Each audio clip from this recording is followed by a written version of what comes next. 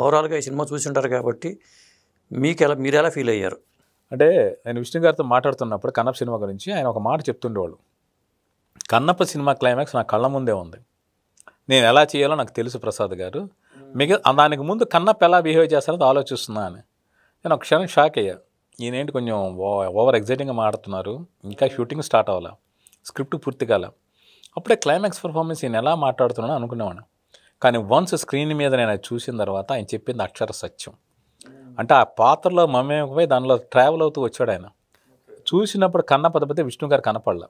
ఇది అతిశయోక్తి కాదు, రేపు సినిమా చూసిన ఎవరైనా కూడా ఆ సన్నివేశం వచ్చేటప్పటికీ ఆయన ఇన్వాల్వ్ అయిపోయిన దొరికి కళ్ళమ్మ నీళ్ళు వచ్చి తీరతాయి. ఇది నేను 7 నిమిషాలు ఈ సినిమా చూశాను. చూసిన ప్రతిసారి నా కళ్ళమ్మ నీళ్ళు వస్తూనే ఉన్నాయి. ఆ మధ్య హిందీ కొంతమందికి చూపించారు, చూసిన వాళ్ళు కూడా కళ్ళమ్మ నీళ్లు పెట్టుకున్నారు క్లైమాక్స్ చూసి. సో అంత అత్యద్భుతంగా పెర్ఫామ్ చేశారు విష్ణు గారు. ఇంకోటి అండి, ఈ మధ్యకాలంలో చాలా వరకు హిందుత్వ కాన్సెప్ట్తో చాలా సినిమాలు వస్తున్నాయి. ఇప్పుడు చావా వరకు కూడా, కాశ్మీరీ ఫైల్స్ దగ్గర నుంచి చావా వరకు కూడా రకరకాల కార్తికేయ నుంచి ఇట్లాంటివన్నీ వస్తున్నాయి.